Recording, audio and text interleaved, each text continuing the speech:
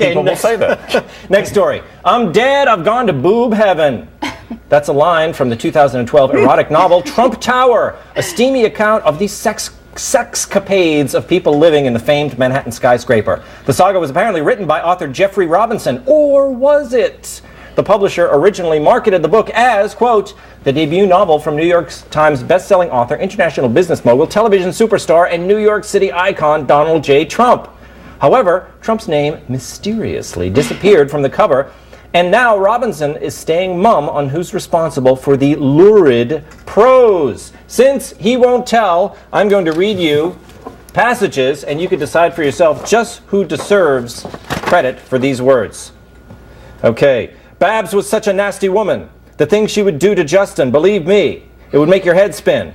She gently ran her fingers through his full head of hair. It's real, he shouted. What'd I tell you?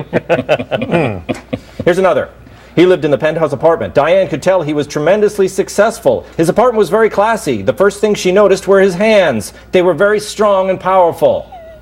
Interesting. Must be Marco Rubio. I don't exactly. And finally, Ronald saw her in the elevator. He was not impressed. But her friend was very beautiful. She was an 8, maybe a 9. Make America great again. China!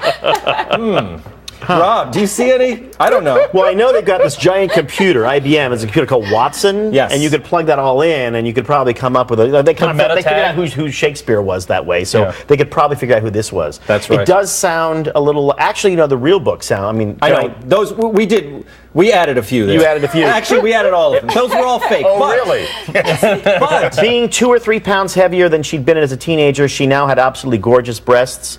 That feels like he probably had another sentence that the editor said. He probably said but 5 or 10 more and she's going to be Fat City. Exactly. I mean, well, I don't think the author can say that. You know, so it does feel like it. That passage was amazing. 2 or 3 pounds heavier than when she was a teenager. That is so true. That's a guy with calipers. I just want to say, get in the tub of water. We're going to get the BMI right now. No, I just want to say that for all those people out there who said Trump was not literate, this is proof that he is. Second, this has better ratings on Amazon than Hillary's book, Stronger Now or Stronger whatever it is.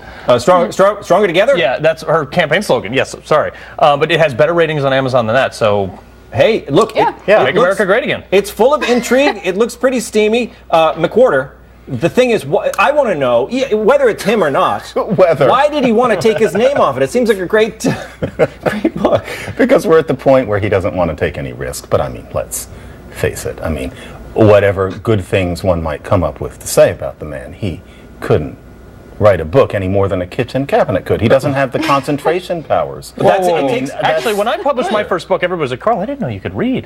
So, I mean... he can't concentrate. No, he's famous for that. He can't sustain attention. He couldn't even dictate a book. If he did write it, though, I think he would take credit for it. I mean, Trump loves taking credit for it. So that's why I don't think he wrote it. I mean, it's apparently a very sexy novel, so I think he would want to... He would love to have so the guy probably consulted him and was like, hey, can I use the iconic New York skyline of Trump Tower as the center for this novel? And Trump was probably like, sure, why not? Absolutely. But the publisher is genius for keeping this whole thing a mystery and by staying mum, because it kind of amps up the mystery of who wrote it, and I bet you sales are through the roof right now. And then after the election, they'll be like, yeah, he didn't write it.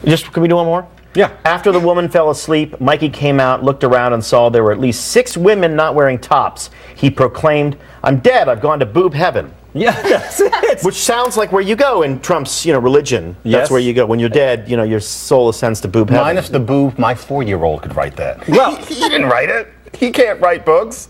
He can't dictate books. He likes the idea of it. It's based on a true story. You can say that, can't you? Yeah, it's based on true, inspired by real events. Inspired by real events. That's all we need. And the thing is, though, I don't know why if Trump would hide from this stuff, because it's steamy, but it's a lot less salacious than other stuff. And the truth is that every guy in this book asks first. That's true. And that's probably how you know it's not him. Well, no, I think it's, I don't know. And now, the most important story of the day.